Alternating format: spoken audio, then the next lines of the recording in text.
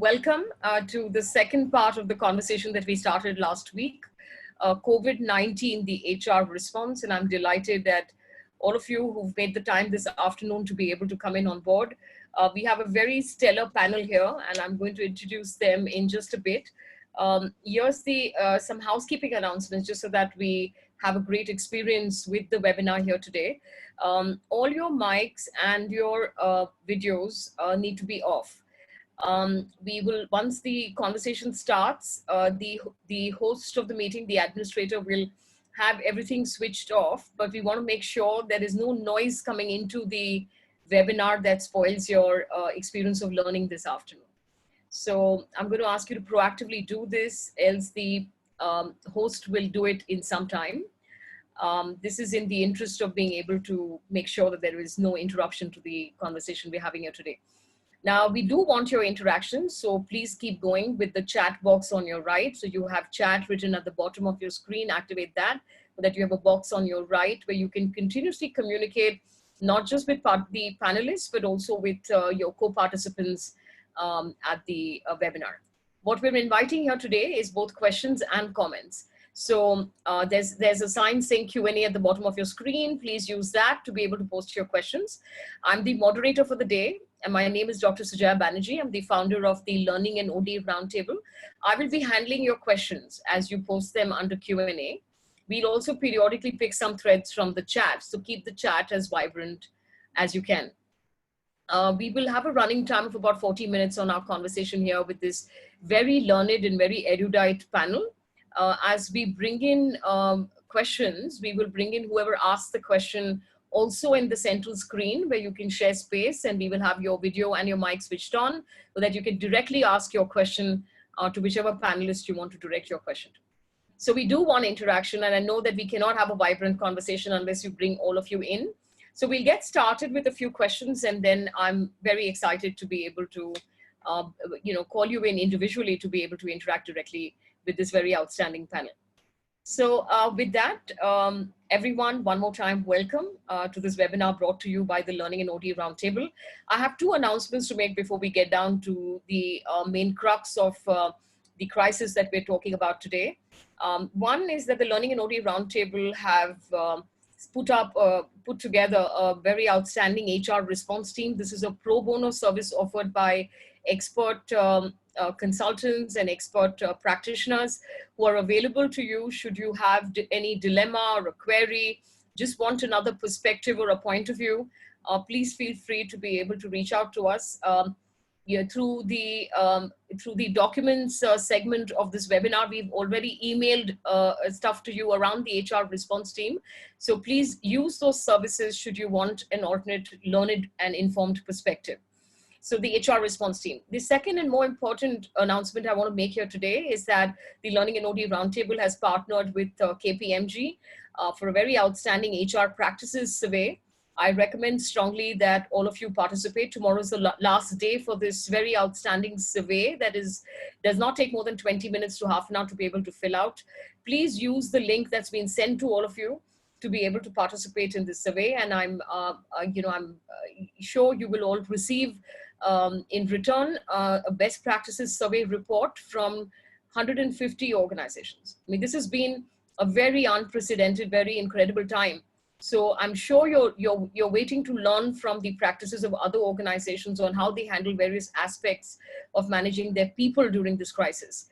So KPMG's survey the link's been sent to you. Please participate and help us put this survey report together, which I'm sure the KPMG team will be happy to be able to return to you.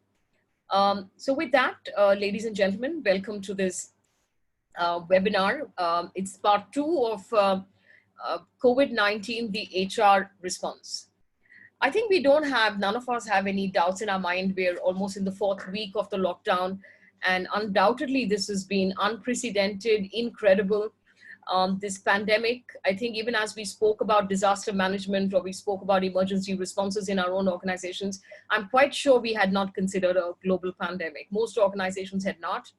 Invariably, a lot of organizations on a back foot with what ensued, despite having knowledge of this pandemic since the December of last year. somewhere, we are diehard optimists and imagine that it's not going to really come in to impact us. And I think a lot of us, sort of surprised, with the lockdown, with the decision of the government asking everyone to work from home. And I think what has ensued has been a time of that's been very demanding, full of fear, full of anxiety, because of various reasons. We're in the midst of a global pandemic. This has disrupted the lives of millions of people all across the world, infected many people from across the world, disrupted businesses and economies all around the world. These are very, very, very incredible times. I teach leadership, and when I speak to audiences, and I spoke to audiences in the past, and we spoke about being in a turbulent business environment, or we spoke about VUCA times, you still have some people scratch their head to say, what exactly is so VUCA about my life? I mean, I work for the same organization, I come to the same building, I come to the same office, I see the same boss, I see the same co-workers. And I think particularly for those who've been in tenured jobs, there's always been a bit of wonder with what really is so unprecedented. And, I mean, sure, we may have seen businesses, fluctuate in terms of their fortunes, but, what is so unprecedented and what is so volatile and uncertain and ambiguous?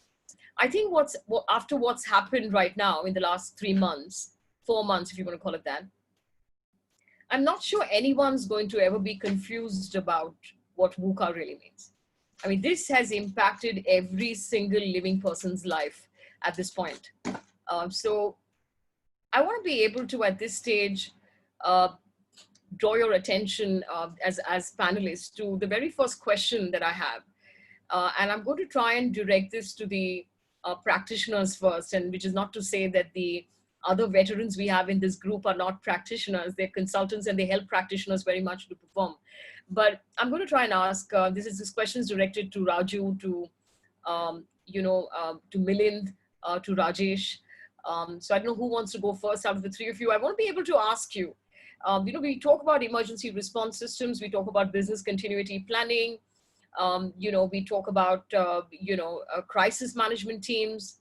What is your own sense on how much of all this has really worked out? Because it looks like most of it is part of what you need to be able to provide to boards to keep them happy that you have a long-term perspective of risk. I think a lot of organizations were scampering around, struggling on various fronts, did not know how to roll back, did not know how to mobilize their resources, did not know how to get people functional back for days on end. So I want to be able to get your own perspective on how well prepared, and I don't mean only from the people perspective. I'm asking a more broad-ended sort of question around how well were businesses prepared in your estimate in terms of emergency response, crisis response. I'll talk about crisis communication later. I just want to know how well prepared were we to be able to manage a risk of this kind. So, Sujay, can I go in first? Yes. Basically, since we are in the pharmaceutical business with a very long, value chain, a lot of our things, we also keep monitoring what's really happening. And service to patients and caring for life is really the primary goal and motto of Cipla as a company. And it has not now, it's been there for many, many decades. In terms of business continuity, given the supply chain, and one thing which is very clearly emerging in this is the large interdependencies that businesses have amongst each other and globally. So the thing is, I would say that our leadership was sensing this even when this thing was happening in China. Since a lot of our APIs are, we do have dependencies there as well. So we were monitoring and, closely doing the situation, because for us, it is very important to have the inventory build up for the required materials.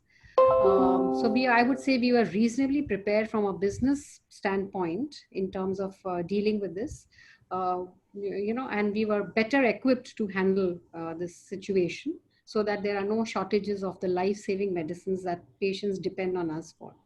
The other most important thing, and I think you alluded to it in your conversation earlier, is about preparedness of people to switch over. It was almost like an overnight switch.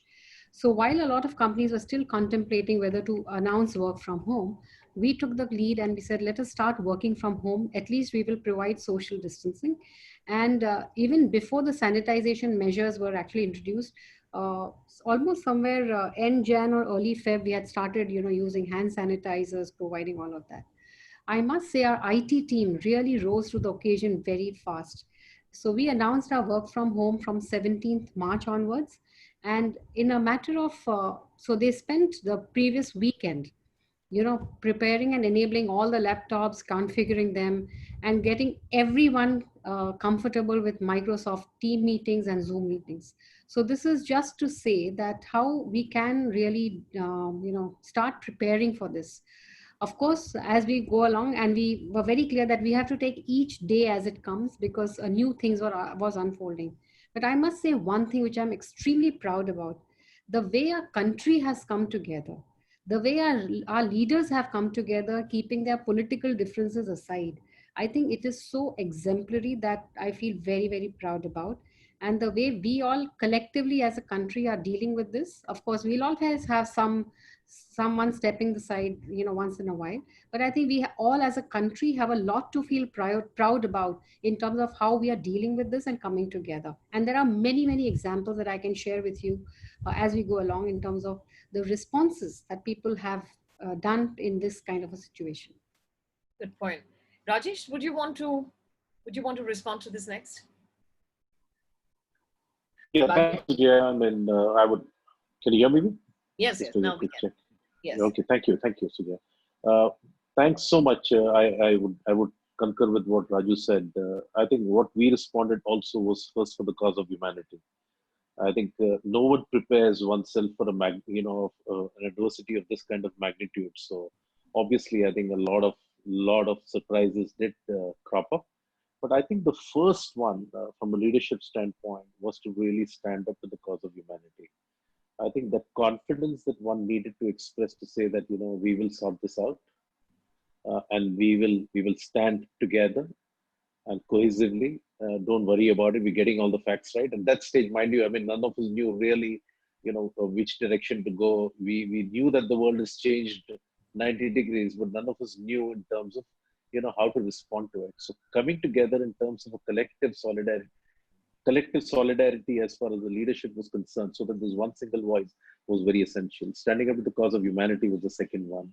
So far as business continuity process and disaster recovery and all that bit, I think we gathered a few things and put it together. Fortunately for us, we have an integrated facility where all our group companies in one single large facility where 20,000 people work. There are other plants as well, but that place particularly, we have a good, which we call essential services, and they're geared to handle a lot of scale as far as magnitude is concerned. One of the reasons why I say that is because it's in a seismic zone. It's a seismic zone where we started everything after the entire Kutch was wiped off. So an adversity is something that we are used to in a different manner. I mean, not a biological one that we're seeing today. So some kind of preparedness was there, but by no means want to say that we were reasonably prepared. So it all came together, starting with the leadership, taking the communication to the last mile, saying that definitely reassuring people as far as their protection of employment was concerned, protection of the salary was concerned, ensuring that it will get rolled out. The first few days was all around humanity, getting people together, aligning ourselves, and putting our thoughts together and messaging across. I think that's exactly what we did. Yeah, in terms of preparedness, I would say I think we were there at about 40%. If you were to do a complete check of where we are, but I think that's a real test as to how we can build on from here.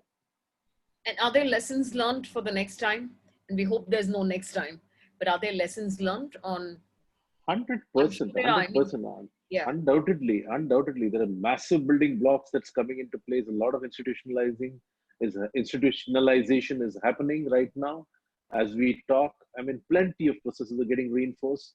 I think there's a massive learning. I mean, no one wishes that we see one more of this kind. Yes. But I guess the world has definitely changed 90 degrees. Yes. And we all realize that work is just a small subset of life. Yes. And how important life is. I think that's the biggest realization and reflection. Yes. And we all realize that, let's work towards that. So Yes. the social factors have become manifold and more important than the business side of the house. Yeah, yeah. So true. I'm going to turn this over to Milind. Milind, I said to you at the start of the webinar that we asked around saying, tell us about people who've managed this, this crisis well. And we got more than one source saying, speak to Milind Apte of SIAT, because they've done an incredible job. Tell us a bit about what you did. I mean, there would be great insights on best practices there. Yeah, thanks, Sujaya. So I think the first thing which was important was to calm the nerves of our employees. So I think we looked at employees, we looked at employee families, because that's integral part of the ecosystem. And we looked at all the stakeholders who are also integral part of our ecosystem. So I think we decided to address this ecosystem very, very quickly. We thought cash flow and business crisis will come later. So first we went out, we told people that there's a crisis, don't worry about it. We are confident we'll get you out of it. First, nobody will lose your job. You are part of our large family. We are with you, and we'll make sure we only prosper after this entire crisis. So Anant frontled, Anant, our managing director and the owner, did several conversations and communication. Another big thing we did was we have a chief fitness officer on board. And what we quickly did is we connected with almost 1,000 families, and we went right into their kitchen and we actually advised them on what to do and what not to do. So spouses, kids who are having a lot of anxieties with regard to what to eat, what not to eat, and a lot of scare around coronavirus. I think we managed to straight go inside the kitchen and kind of recommend a recipe which will build their immune system. A lot of questions we received from the spouses, and it was good to address those questions. I think that calmed the nerves quite a bit. Then we actually rolled out emergency advisory services, because what we realized is doctors aren't easily available. And even if you go with a cold and flu or cold and you are sneezing, you are straight referred to for a virus test. So we actually had our chief fitness officer responding to such panic calls 24/7. And the kind of calls we received, and simple things, but we are able to address them. We went and hired a fitness trainer. So we got one of the best fitness trainers on board, who fortunately had the capability of editing videos every day and put up a session. And we engaged close to 4,000 people every day through exercise format in the morning. So 8:30 every morning, we threw a challenge, exercise challenge. And 8:30 to 9, people were engaged in a form of exercise, and that's continuing, and that will continue definitely till 3rd of May. And we had obviously counselors to manage anxiety, which people typically face during such circumstances. To add to all of this, we have an initiative called Pulse, and the idea of this initiative is to build strong relationship with employees and their families. So actually every manager reached out to 5 to 7 employees and their families twice in a week to make sure that any anxiety is settled at the grassroots level. So I think very, very broadly, Sujaya, these are some of the initiatives. And apart from loads of communication, so believe me, communication, and we have absolutely over communicated, especially on the security job loss part, but no job loss part. Yeah, I'm just going to ask you an add-on question there, especially because, we have, very dismaying examples of poor communication inside the organizations. So I'd like you to spend a little bit of time around this crisis communication. You said you over-communicated. Do you want to talk a bit about that? Because, I'm sure the audience would like to know, what is the meaning of good crisis communication? What did your leaders really tell your people? So I think clearly we told them that this is a crisis where entire world is suffering. So this is not unique to us. So don't worry about it, right? We are in this together. You have been a part and parcel of building what we are today for years. So please do not worry about what will happen to you. So I think cut that risk first. Then we spoke about the methods and what we are doing as an organization to combat this crisis. We spoke clearly about cutting down our expenses.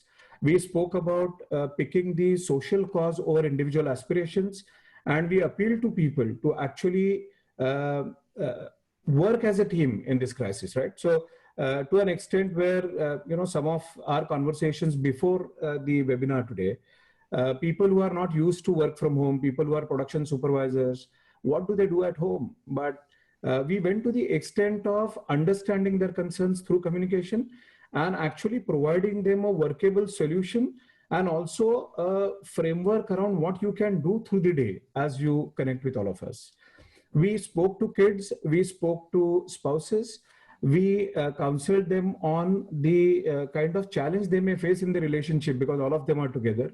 Yes. So the kind of patience, the kind of maturity which is expected to be demonstrated.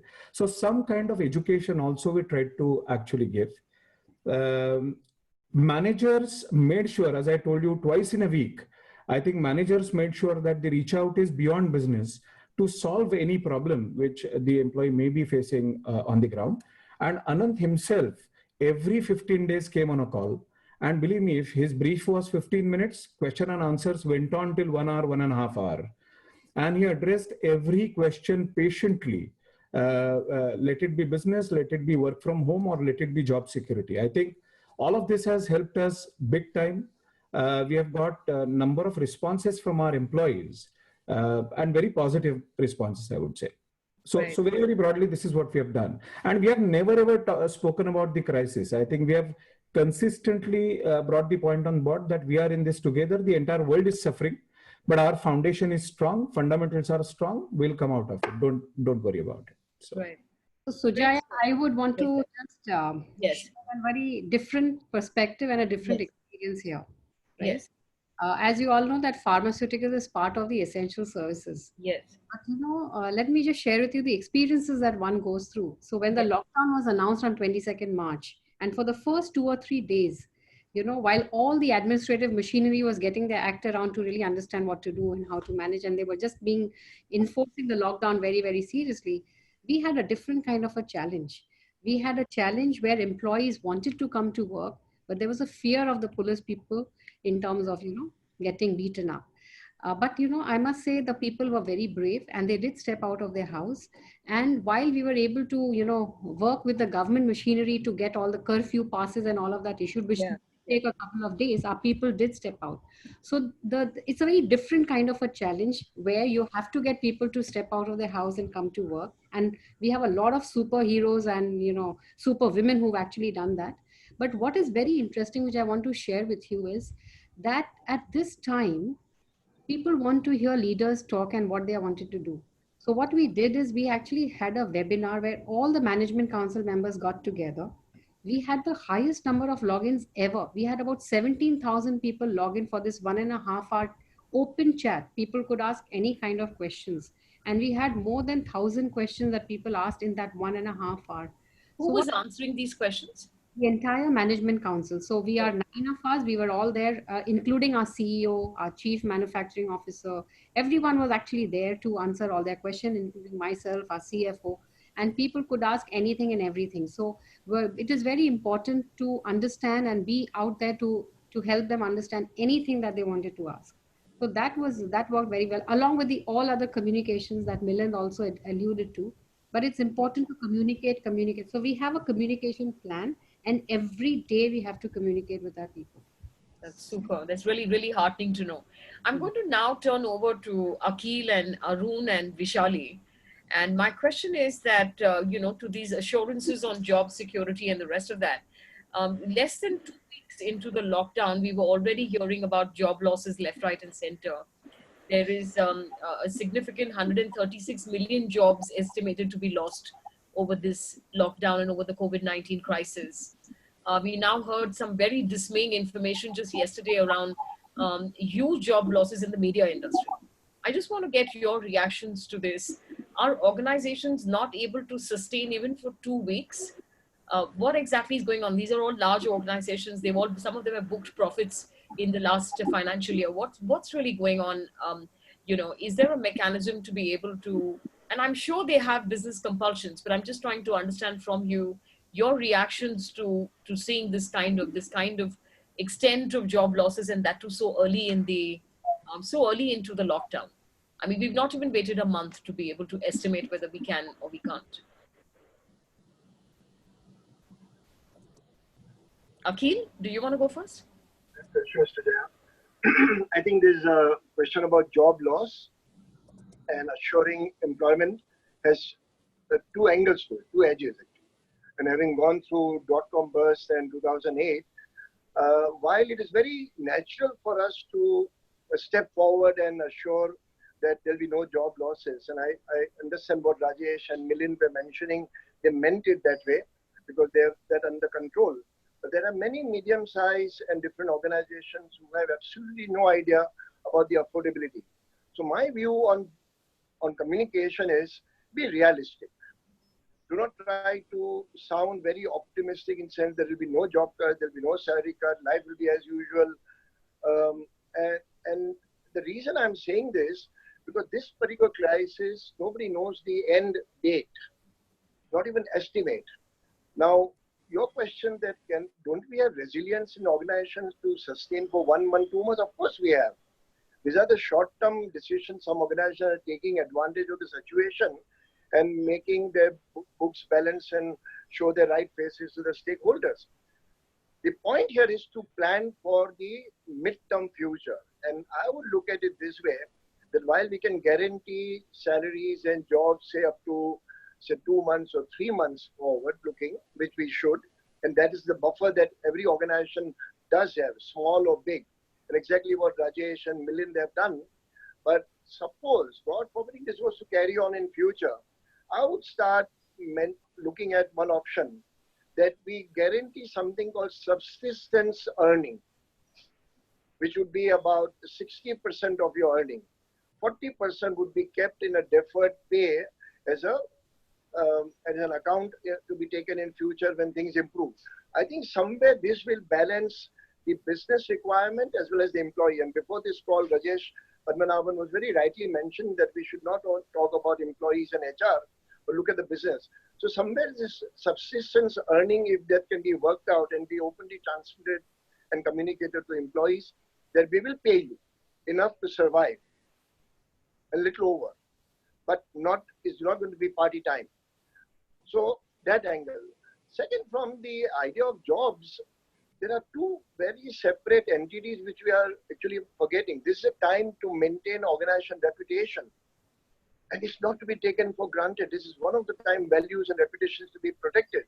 So April being the month when the fresh graduates from management schools and engineering schools are entering the market, they are in doldrums as to what will happen to the career. Many organizations have said, oh, we'll see about that, we'll postpone. But if any organization is thinking that they will cancel offers to these young students and say, okay, times are bad, we can't help it, they will pay a price in future for not being an attractive employer. Short-term gains will give them long-term damages in future. And that is why somewhere a sensible approach to make sure that you have enough resilience within the organization to absorb shock of this type, not forever, but you cannot take shortcut to say times have changed, sorry, job cuts, and will not honor our appointments and offers made to young students. To the second, internally, I would say we should be more liberal, opposite of what we are talking in this forum, to our people who are very critical for rebound. Right. We cannot afford to lose them. So that is where if money has to be used sensibly, we must make sure that that particular category of people whom we identify very judiciously are kept with us, because if without that, our rebound will be impossible.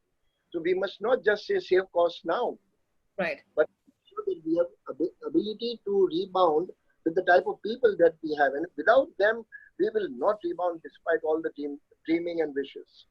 Right. I'm going to turn this over to Vishali Dongri, and she deals with as part of KPMG Human Capital Practice, deals with various organizations who she's advising. Vishali, tell me, what is your advice to organizations? Are there creative ways to be able to reduce costs rather than early in the game have these knee-jerk reactions where you've already called out how many numbers you're going to reduce? I'm sure you have people reaching out to you, asking you for solutions around this. Is there any advice you'd like to give the audiences on how to go about this? Thanks, Sujaya. I think Uncle made a very pragmatic and excellent point. The entire idea, I think what I'll do is go a little bit to the big picture, what organizations are doing. Hmm. In my experience, different sectors are reacting to this very differently. Hmm. Like the three esteemed panelists we have, their sector is the major hit, Yes. where employees need to be around and Hmm. how things are to be controlled. Hmm. But there are other sectors which Hmm. can actually work from home, Yes. which can operate with gig workforce, which can also operate with liquid workforce. So I'll just tell you what it means. Hmm. First of all, what organizations have done, they have taken a budget in a looked at the budget very differently. Hmm. So usually in April, you come up with a forecast and you create your new strategy. Hmm. And right now, what organizations have done, Hmm. they've created strategies for 3 or 4 different scenarios. Hmm. COVID highest impact, COVID midterm impact, and COVID very Got less impact. And the fourth one is the forecast and strategy for business as usual. you. Hmm. Basis that, the entire workforce planning is getting done. Hmm. And there is I mean, softer aspect are brilliantly done by organization we never thought we'll be able to do. But Hmm. even the way we used to look at our strategic intent is completely changed. Hmm. Now, what organizations are doing and also asking us whether, let's say, some of these aspect Hmm. can be business as usual. Hmm. What I mean is, many of our workforce is working from home today. Hmm. Can looking at a future operating model, can it completely change, and some of them can still work from home in Hmm. long term business as usual situation? Hmm. Organizations are also doing something very interesting, Hmm. that is, they're calling it something known as families of roles which are being created. Yes. Now, it's not going to be the same workforce population which is going to enter your organization, and that's going to be your future. What is going to happen is, what you can do is, in a very practical manner, Hmm. are your families of role going to be different cluster? So, Hmm. from all your operating model, your organizational structure, can there be some families of roles which could be only be working on site? Hmm. Can there be roles which can be only being work from home? Can there be a hybrid model altogether? And can some of your work be outsourced completely to the gig workforce? So, very interesting things are emerging, and this is all being done to take care of the cost optimization. However much we say, the cost is central right now, and I think HR leaders are playing brilliant job to take care of the people concerned. But even our business guys are thinking very creatively to come up with options, work with HR leaders, and come up with a very different operating model, come Right. up with a workforce which is going to be a liquid workforce. In a simple manner, what is a liquid workforce? I'm an HR, but in the pool of liquid workforce, tomorrow, if need be, I can work in the marketing area. So Right. there is a common network of work which I can interchangeably use, so Yes. that there is no crisis. If the situation comes and we have to manage certain things, there Yes. will be certain situations which can be taken care of. Right. I think one last thing, I will consultants talk a lot, but I'll very quickly say one thing: Yes. culture. Hmm. The way we need to build our culture going forward is going to be very critical, and people Yes. have started reflecting on it. People have started working on it. People are Yes. making the shift. Competencies, capabilities are changing, Yes. and tomorrow, how you are going to do a performance management system, you'll be Hmm. surprised, it's going to be very different. Right. The Right. KPIs, KRAs, the productivity, everything is going to be different. Yes. I'm sounding as if this is going to be very long term, but we don't know till when Yeah. it will continue. Right. So I'll Right. pause here. Hmm. Yes. Thank So, you. I want you to not go away without me asking you this question because I had saved it for you at the end. But I'm going to ask that right now because you brought in work from home and, workforce planning so significantly into the conversation. So I want to ask you, what's your own estimate? Do you believe with the way in which you're seeing your clients and other organizations react, would you agree that work from home is here to stay? Yes. I sorry. Is this for Arun or is it? No, it's for you. It's for you. I'm just asking, would you agree if when I say that work from home is here to stay, in the sense that, very significant part of work, most organizations are considering or reconsidering now that they've experienced this, Yes. which means, like you're rightly pointing out, which jobs really require to be able to get done internally, which ones can be done at home. Try and look at how it is that you can look at job families and find fluid Yes. workforces. So I'm just trying to figure from you, what is your estimate? Most organizations are going to change the way they work into the future, Yes. especially in the context of work from home. Yeah. So, Sujaya, very quick point. Work from home for certain unique roles are absolutely possible. Hmm. And for certain industry, not so much for Yeah. manufacturing, Yeah. but for many others, it is very clearly possible. Hmm. We need to have our infrastructure built to support this work from home if we want to keep it as business as usual. Right, right. Thank you, Vishali. I'm going to turn the part that Vishali ended with back to Arun at this point. Arun, Vishali touches upon a point Yes, that thank I'd you. sent you forward, that these are such great times to redefine your culture. So will you come in at this point to be able to tell us Absolutely. how can organizations introspect, use this time to introspect, use this time to Sure. reinvent, and even if we'd ended up creating some kinds of organizations, is this giving us the much needed and much required opportunity to reinvent ourselves? Absolutely. Sujaya, I think you nailed it. It is a great opportunity for HR leaders, business leaders to rethink the whole purpose of business, the whole purpose of work. And I go back to what Rajesh said. It is really about life. It's not as if life is for business. It is really that business is for life. Work is for thriving life. So I think we are in a transition where from toxic work patterns, from a lot of stress and a lot of fragmentation, we are now slowly seeing the glimmering of a new culture, a new way of looking at business. So I think it's great time for HR leaders and others to reinvent business. Now, what does that mean specifically? I think it means, number one, a lot more focus on the kind of work that Vaishali said. It's no longer going to be, set roles and set boundaries and set things, but work which is a lot more flexible, a lot more gig economy kind of thing, a lot more focus on what is the value that I'm creating. Not how much time have I put in, how much money am I earning, but how much value am I creating for myself and my customers. And I think this will require a lot of re-education of the people who are losing jobs. Right. Can we help them to redefine work? Can we help them to find what gives them joy? Can we help them find their ikigai, their most joyful work, and facilitate their building a career, a second innings around that?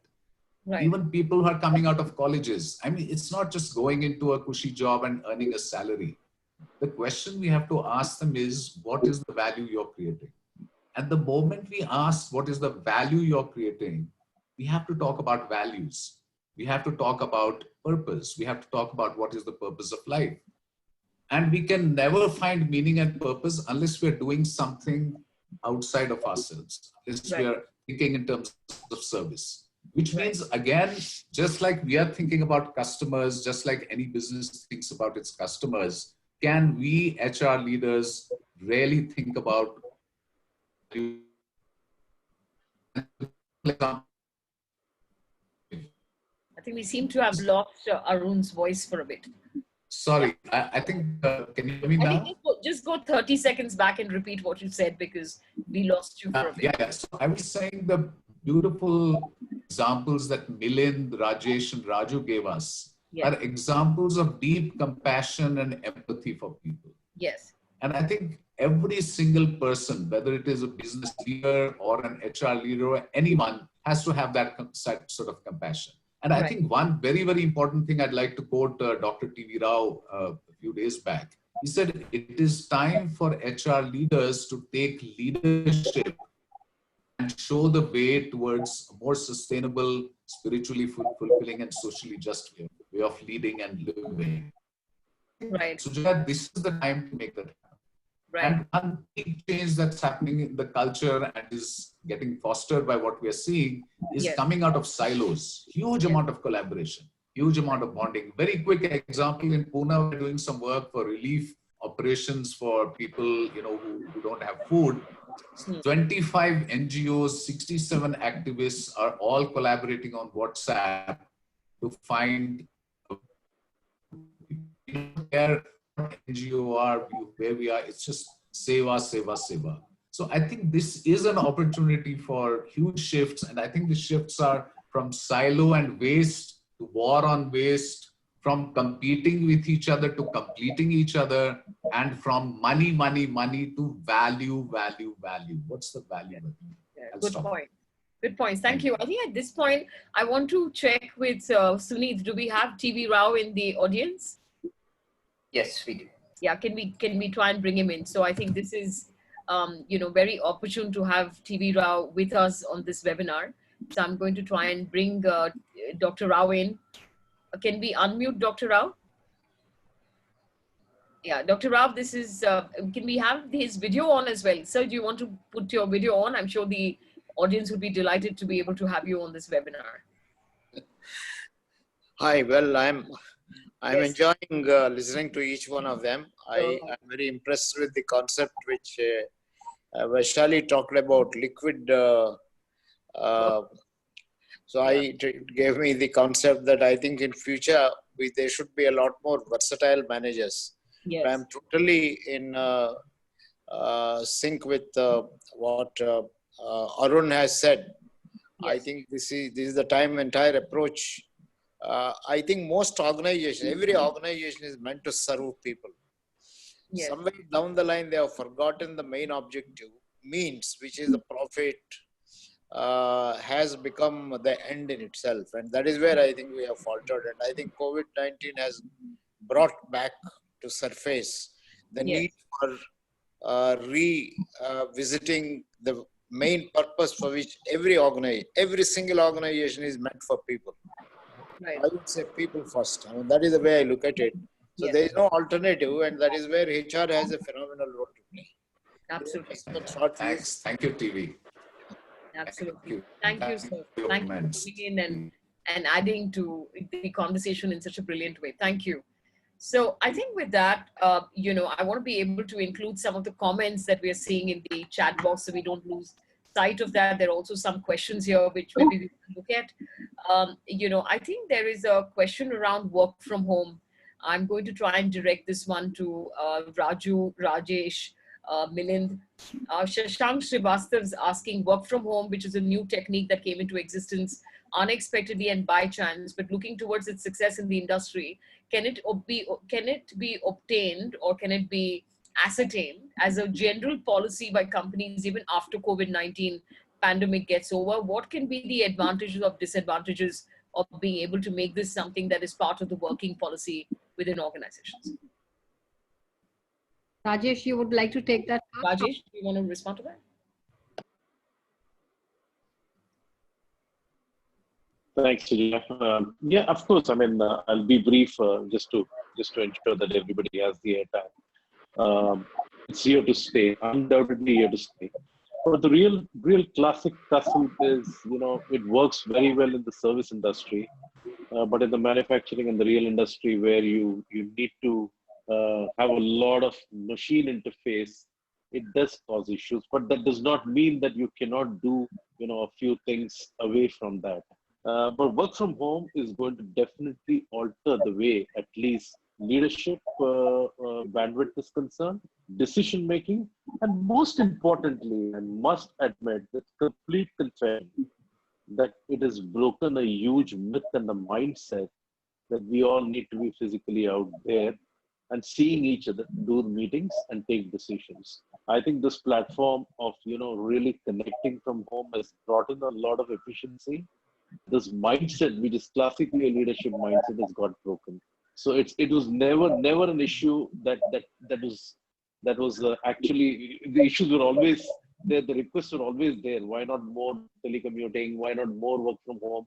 But I think it was more of a leadership mindset, which has actually gone into a confession where people have, begin to admit it's here to stay for sure. But the challenges of the real world do not get addressed completely. Yeah, but I think a huge part of learning, training, skilling will move to digital. So that part will actually ensure even in the real world. So that particular tenet is going to be strong there. I'll leave it at this. I'm sure there are further builds that will come from the others. Yes. So I'm going to, at this point, just throw this open to anyone in the panel. This has been such an incredible time to be able to, demonstrate and spot resilience. And, resilience going to be, such a central theme for what we call leadership or leadership behavior going forward. I'm just interested to know, what are the ideas that are coming to your own mind on how leadership attributes have shifted, if at all, during this phase? I mean, what are we now focusing on more within organizations? What are the, what are the ideas already emerging in terms of finding your future leaders or your high potential people at a time like this? What are you spotting? What are you looking for? If we're out of the crisis mode, we can start thinking more sort of constructively and creatively around developing the organization and working during the recovery phase. Sure. I'm just trying to figure, are there ideas emerging already Yeah. around this, which is what constitutes leadership now? Yeah. So, Sujaya, one of the things that we're seeing is that in such crises, the capacity to remain calm, to remain positive, to remain centered in deep faith in yourself and in your people and in life is an extremely important quality for all leaders to have. And that we have found comes from the capacity to take pauses, the capacity to be silent. And so what we are recommending to all the leaders we work with is take time to be still, take time to be silent. Because even when the mind cannot find the answers, what I've seen is when you're still, when you're just silent and you're surrendered to life as a whole, Yes. you suddenly find intuitive answers, you find guidance. And when a group of people sit together in silence, together as one unit who are surrendered to life, miracles happen. So I think I would say the capacity to reclaim the power within ourselves, the capacity to connect with that and be that is the most important quality for leaders, which will help clarity, conviction, courage, and resilience. Super. Yeah, Ankit, you wanted to add to this? Like the way Arun mentioned it, that is the time to take a look back. I feel this is a time for leaders not to be leaders. This is a time to actually delegate leadership responsibilities to a bunch of competent people and trust them. Make small task force, and I'm being very pragmatic and I'm very practical at the grassroots level. Make small task force, break chunks of big problem into small chunks, let those task force work upon them, come up with practical ideas and implementation and maybe execute. And leaders need to just be there as backup, as a safety net. Stop being leaders all the time. All right. You're saying it's the end of the heroic leader. We've come to the era of the end of the heroic leader now. Because you have extra stars on your shoulders here doesn't mean you feel that you must lead all the time. This is the time to encourage a second layer of leaders, because what will happen? Two things. One, you will instill confidence that we can do it. And the good point that Milind and Rajesh mentioned so eloquently about building that rapport and going to reach people and over-communicate. And Milind, I don't agree that there's anything like over-communication, sir. You are doing a great job of communicating. Now, this type of approach of a task force which leaders supervise and mentor will have two major impacts. One, involvement of people, trust and involvement. Second, they have a purpose. And what Arun and Dr. T.V. Rao were mentioning, if I live for something, I have hope. If I'm just living for that stupid paycheck, whether it will come or not, I will lose hope every 27th of the month.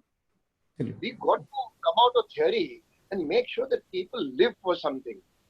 Now, okay, salaries may come, But this is the time for leaders to make sure that people feel I'm doing something. And I like the way Arun put it. You got to, and this talk on purpose and all that was very theoretical all this time. I personally feel this is the time to practice it. And what an opportunity Yes. to tell our people that you have something to do, my friend.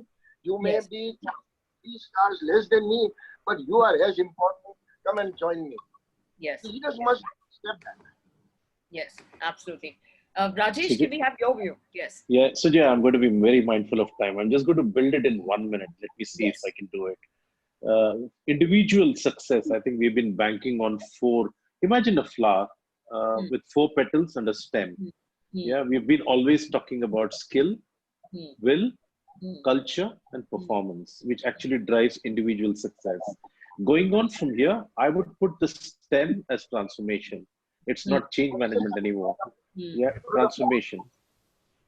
Sorry, I'll repeat. He's asking you to repeat 4 petals of the flower. Yeah. Yeah, skill, Yeah. will, performance, and culture. This COVID-19 taught us to build the stem of the transformation, where we each of them, we are building hard skills, mind you, because we are hard skills we're building. We're building resilience, tenacity, and all that. All those come under the will category. We are ensuring that performance is at a peak in terms of a situation like this. We are also ensuring that there are cultural tenets which are undergoing a change. We are redefining the fabric of the entire workplace. That being true, the transformation, that capability that we are building right now is the innovation. It's here to stay. If we can institutionalize this into capability building model, I think it's all set out for future success. So I think the stem and the flower is what I would give as the simplest, virtual demonstration of how you can remember this. Yeah, nice analogy. Thank you for that. I think I'm going to, at this stage, ask you a question around health, employee wellness and health.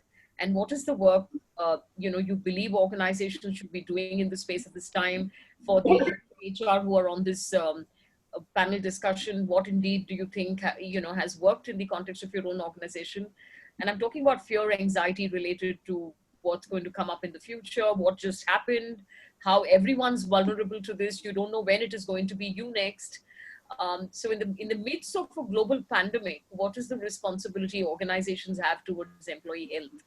And I'm interested to ask this because we're not hearing of very great focus or practices in this space. And I'm saying if we've paid lip service to this all along and we've not done too much in this space, then this is the time. And I'm saying that best organizations say we have yoga classes, or that we do, we get our people to be able to meditate, and we have Zumba classes. And I'm just saying, I'm not talking about that. I'm just saying really taking health as a very significant risk and working around that within organizations and having some very visible contribution towards employee health. So just interested to know your views on this.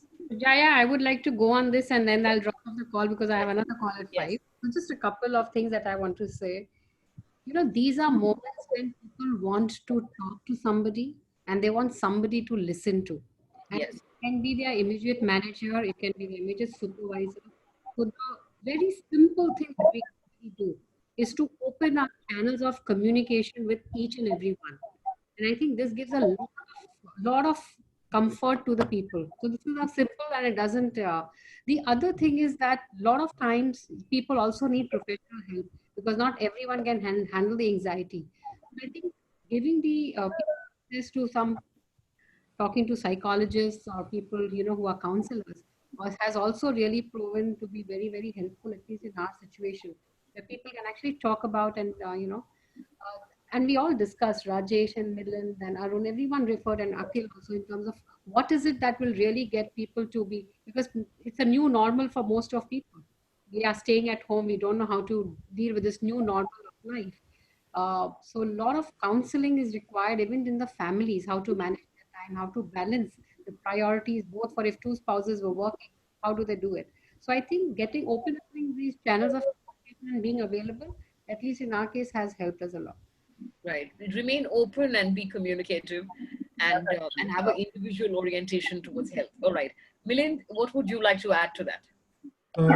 I think clearly, to my mind, mental health will play a very, very important role here. And how do we bring in optimism? So a lot of work needs to be done on the mental framework. Dr. Tal Ben Sahar's work, he speaks about energy management. And Ikigai, as Arun was referring to, also speaks about the entire energy which you get.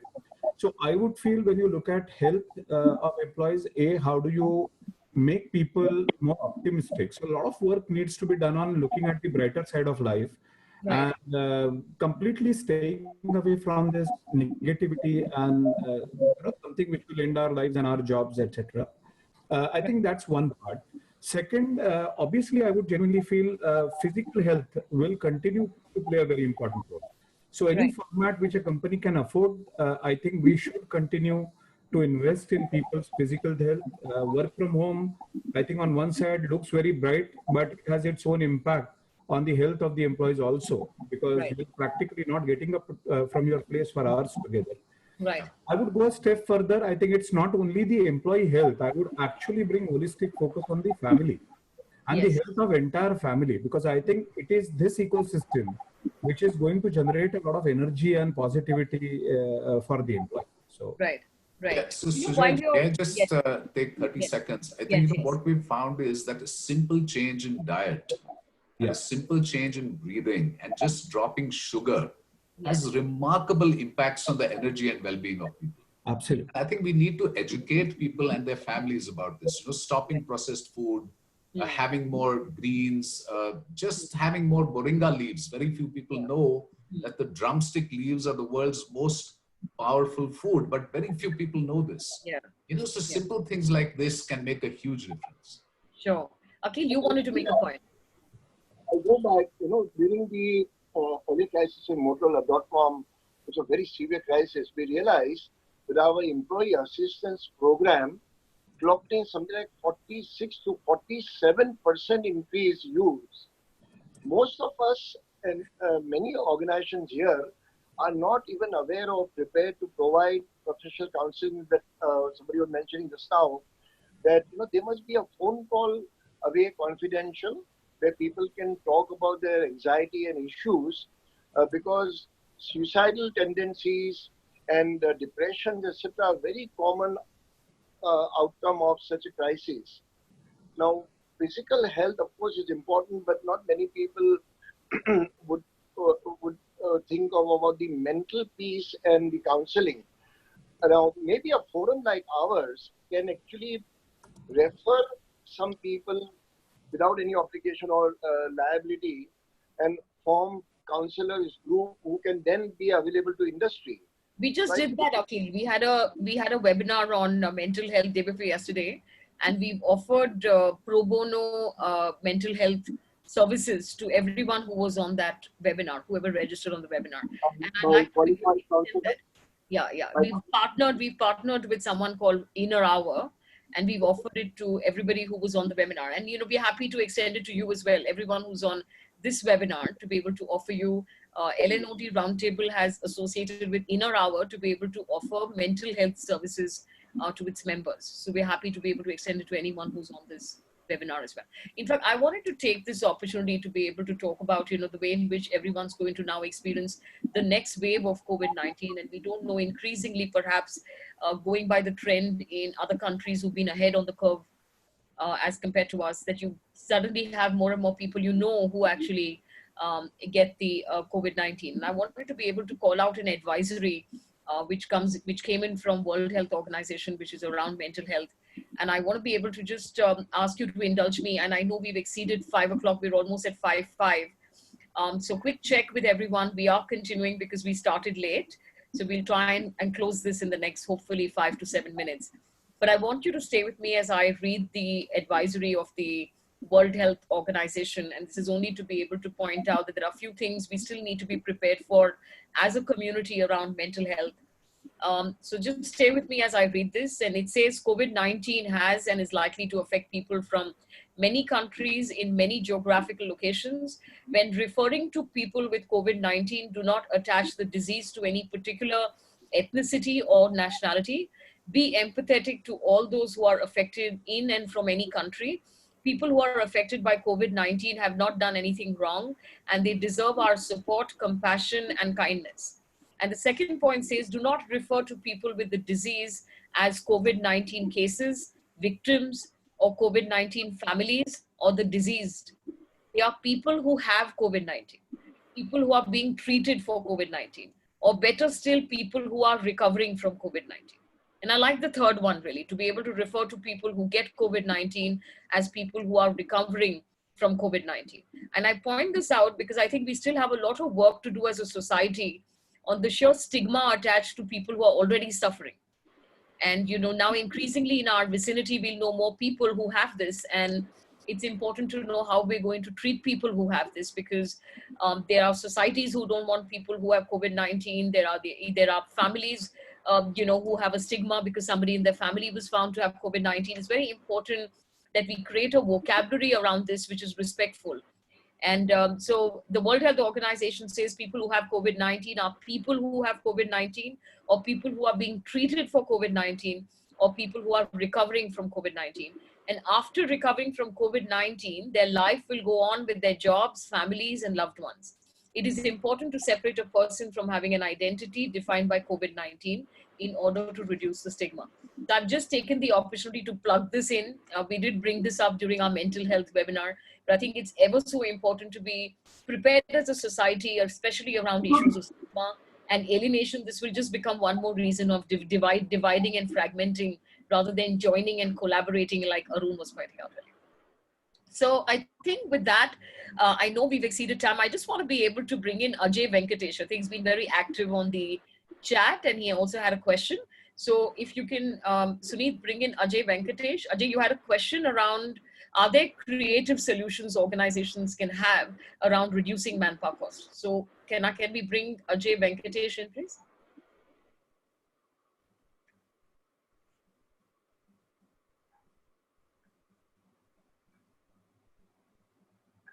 Suneet, is Ajay still there? Yes, I'm just bringing him on. All right. Okay, great stuff. Hi, Ajay. All right, for the benefit of everyone who may not know him, Ajay Venkatesh is part of KPMG. You know, he's been very instrumental with the survey that we've sent out to all of you. And I think he's had a couple of questions. So Ajay, I'm going to hand this over to you to be able to ask the question directly to whichever panelist you want to direct this to.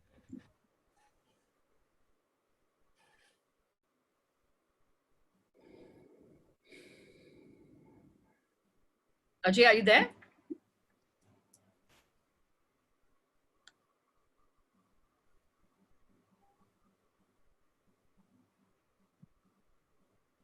Okay, I'm going to ask the question on his behalf. What will be the top 2 cultural changes you would want to drive in your organizations going forward? May I respond? Yes, please. Yes, please. Please do. Okay, Sujay, I think one of the things that, one of the 2 would be a spirit of value innovation. And let me explain what I mean. You know, really inquiring from customers and employees what is of value to them, and then finding ways to serve that. And you'll find that sometimes you can enhance value and reduce the cost at the same time. Now, this is needed on the customer facing end and on the employee facing end. Yes. And I think once we have the framework of value innovation, where we say, what's of value to you? What can we reduce, do, and innovate around that? We'll reduce cost, enhance value, both for customers and for employees. Yes. So this is one change. The second one, I would say, is a huge amount on positivity, on mindfulness, Yes. on being anchored in faith, and learning the culture of silence and being in tune with life. I think these 2 things will transform the inner and the outer work of all our work. Right. Akhil, you had something to say here. I would say that this will lead to a strong culture of alignment. Right. One being external, which Arun just referred, that am I adding value or am I just giving service and product? And something we have to introspect as to what is considered value. So that is external. The internal part, and especially for the HR community, is we must and we will have to willy-nilly redefine why we are there. It is not to provide a service. And the alignment with the line managers and the business and the end result of the business should and will come in big way to HR community. It's no more just going to be having some chatbots and feel very nice about having technology. And I know I'm being critical of HR, but as a part of the HR community, I can afford to do that. I think we'll have to learn, and the two cultural change will happen that those who don't align will not survive. Will not survive. Yes. So we'll have to understand that we've got to align within the organization with the purpose of the organization and make people's solution as a contribution and align with the outside world for sustenance of the organization itself. So I would put only one word to the future culture. If you're not aligned, you will be dinosaurs. Right. Rajesh, do you want to take this? Yes. What two cultural changes would you want to drive within your own office? Yeah. So there are 4 levers that we attribute as our culture, which is customer centricity, inclusive growth, technology, and collaboration. I'll take the customer centricity part of it and technology and blow it up a bit more. On the customer centricity part of it, what we realize right now is we are not going to do things for the customer or going to do things along with the customer. Here is an opportunity for us to think ahead of the customer because nobody is clear of the evolving world. When the world is so blurred, can you start thinking ahead of the customer and lead to a solution? So that's one cultural change that we're going to lead. Right. The second one is all of us have been talking about tech, but classically this digital game that we all are exposed to in the last decade or so, which is really getting intensified. Right. The tech part of it is, all along, tech has always been something which has been enabling business. Right. Now the horse is ahead of the cart. Digital is going to lead business from here on. I think those 2 tenets are the big one. Yeah. And the third one, which actually brings it into the leadership fold, is all about leadership also needs to know how to skill themselves. It's not just leadership development anymore. Yeah. They need to build some amount of hard skills. Yeah. Yes. And this digital and tech world of today, combined with the adversities that we're facing, they need to reskill themselves rather than talking about skilling the entire organization. Right. I think I'll leave you with that. Yeah, they're good points, great points. Milind, any final words that you want to say before we close out the webinar? No, I think quickly on culture, overused and abused word of empowerment. And, we all feel we empower as leadership team, we feel we empower. But in all surveys, we actually get feedback that we don't empower. So maybe it's a great opportunity. Work from home accidentally has thrown this opportunity to us. So I think this shift, where we start trusting people, we give autonomy, and we finally live up to the word empowerment. I think that's something which will, to my mind, become priority. Yes. Second, relationship, because as you go distance and you are not face to face, there is a shift which I see which happens from professional relationship through work driven through personal relationship, because you are going away, you are not face to face anymore. How do you start building strong bonds with your employees? And third, guided conversation, I think, as a culture, because you will need, in absence of many employees not coming face to face, can you actually build culture of conversations and which are guided? Yeah, good points, great points. So clearly, I think what we're getting on culture is that the command and control styles is passé. You can't pay lip service to empowerment anymore. You got to get into the trenches with the people and work together. I didn't hear very much about societal contributions and whether that's going to be a significant part of how it is that we want to be seen, we want to be positioned, how we want our employees to be able to see us. But I think this has been such a fabulous conversation. Thank you very much, Rajesh Padmanabhan of Wellspun, Akhil Basrai of Akhil Basrai Consulting, Arun Baklu of Pragati, and Milind Apte of SIAT. Thank you so much. Thank you to Raju Mistry. She had to drop off, of Cipla, who's doing, again, very incredible work. Vishali Dongri of KPMG, who's also been just ever so outstanding. Thank you everyone for being on this webinar. We really enjoyed the some of the conversations which are in the chats. I think they're addressed to some of you here. So if you do have the chance to spend some time responding to that, this is a wonderful audience, very active in terms of all the comments here. We tried taking as many questions as we could. We'll try and make sure that the remaining get answered offline if they're required. But quick 2 announcements for everyone. The HR response team of the LNOD Roundtable, should you need any expert advice pro bono, reach out to us. We're happy to be able to help you. Those of you who believe you need for yourselves or people in your family or in your teams, you need mental health support pro bono all through the lockdown. We've tied up with Inner Art to be able to organize that for you. And last but not the least, I want to be able to make a point on the KPMG survey that we partnered on HR best practices. Please participate, including the panelists. Please contribute and participate so that we have a rich amount of data that KPMG is able to convert into a best practices survey report, which they will make available to everyone. You would have the link now sitting in your inboxes. So use the next 20 minutes and do the community a favor by contributing your ideas and your practices to everyone so that they can access this for their own organizations. If you participate, you will then be entitled to, by the 23rd of this month, to a best HR practices report from 150 organizations. So please participate and learn and contribute to the learning of others. Thank you, everyone. This has been very insightful, wonderful panelists. Thank you again.